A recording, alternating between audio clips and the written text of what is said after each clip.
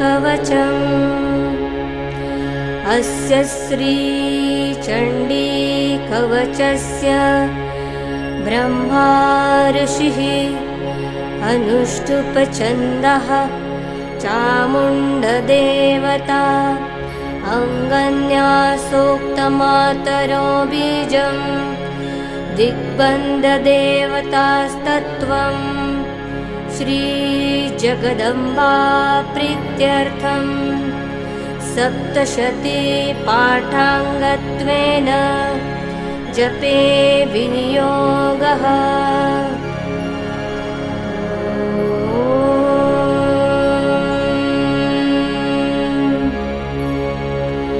नमश्चण्डिकायै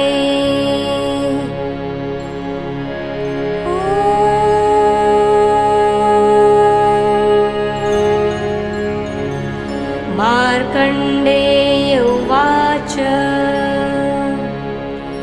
ॐ यद्गुह्यं परमं लोके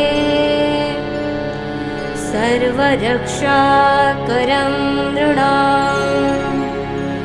यन्न कस्यचिदाख्यातम्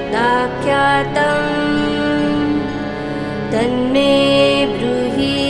पितामहः। ब्रह्मोवाच अस्ति गुह्यतमं विप्र सर्वभूतोपकारकम् देव्यास्तु कवचं पुण्यम् तश्नुष्व महामुने। प्रथमं शैलपुत्री च द्वितीयं ब्रह्मचारिणी तृतीयं चन्द्रघण्टेति कुष्माण्डेति चतुर्थकम्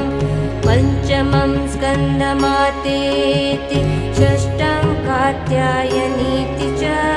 सप्तमं कालरात्रीति महागौरीति चाष्टमं नवमं सिद्धिदात्री च नवदुर्गा प्रकीर्तिता। उत्कानितानि नामानि ब्रह्मणैव महात्मना अग्निना दह्यमानस्तु शत्रुमध्ये गतोरणे विषमे दुर्गमे चैव भयार्ता शरणं गतः तेषां जायते किञ्चित् अशुभं रणसङ्कटे नापदं तस्य पश्चामि शोकदुःखभयं नहि येस्तु भक्त्या स्मृता नूनं तेषां वृद्धि प्रजायते ये त्वां स्मरन्ति देवेशे रक्षसे तान्न संशया। प्रेतसंस्था तु चामुण्डा वाराही महिषासना ऐन्द्रिगजसमारूढा वैष्णवी गरुडासना माहेश्वरी वृषारूढा कौमारी शिखिवाहना लक्ष्मी पद्मासना देवी पद्महस्ता हरिप्रिया।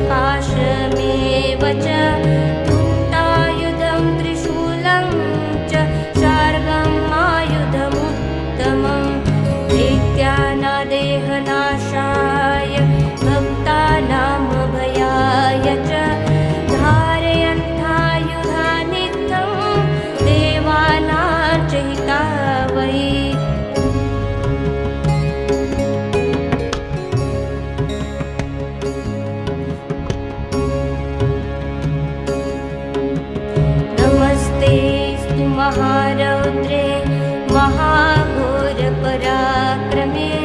महाबले महोत्साये महाभयविनाशिनि त्राहि मां देवि दुष्प्रेक्ष्ये शत्रूणां भयवर्धिनि प्राच्यां रक्षतु मामेन्द्रे अग्नेयामग्निदेवता दक्षिणेवतु वाराहि नैऋत्यां खड्गधारिणि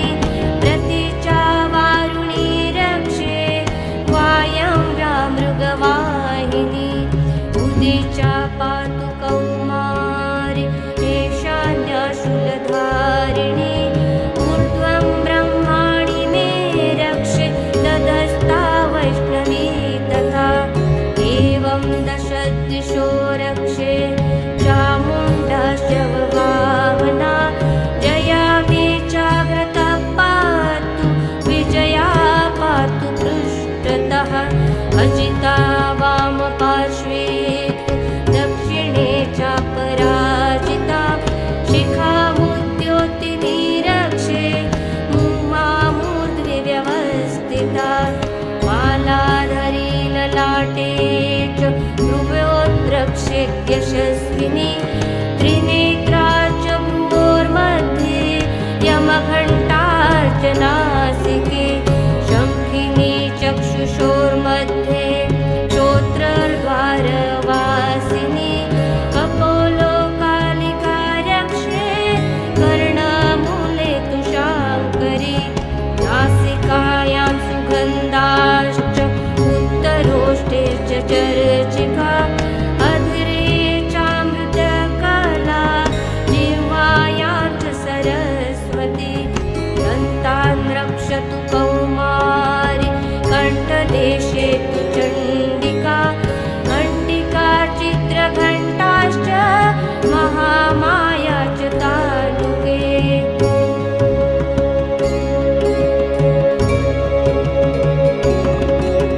कामाक्षी चिबुकं रक्षे वाचं मे सर्वमङ्गला ग्रीवाया भद्रकाली च पृष्ठवंशे धनुर्धरी नीलग्रीवा बहिःकण्ठे नलिका नलकूबरी स्कन्धौ खम्बिनी रक्षे बाहू मे वज्रधारिणी हस्तर्योदण्डिनी रक्षे अम्बिका चाङ्गुलीषु च नखाशूलेश्वरी रक्षे कुक्षो रक्षे कुलेश्वरी स्तनौ रक्षेन्महादेवी मनःशोकविनाशिनी हृदये ललिता देवी उदरे शूलधारिणी नाभौ च कामिनी रक्षे गुह्यं गुह्येश्वरी तथा पूतना कामिका मेणु हृदे महिषवाहिनी कट्यां भगवती रक्षे जानूनि विन्ध्यवासिनी जङ्गे महाबला रक्षे सर्वकामप्रदायिनी उल्पयो नारसिंही च पादपृष्ठे तु ते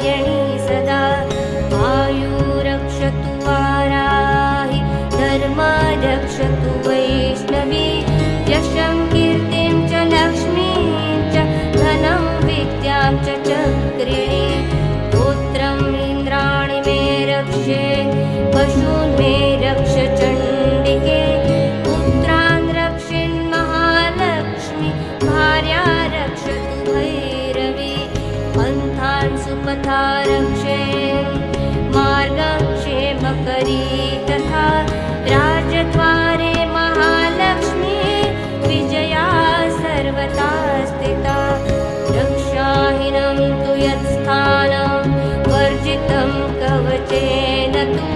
तत्सर्वं रक्ष मे देवी जयन्ती पापनाशिनी पदमेकं न गच्छेत् यदि चेत् शुभमात्मना कवचेनावृतो नित्यं यत्र यत्रैव गच्छति तत्र तत्रार्थलाभाश्च विजया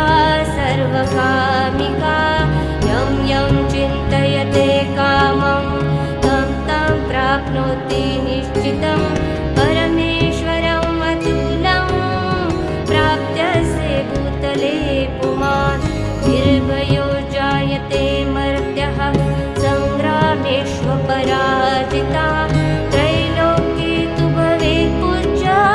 कवचेनावृता पुमान्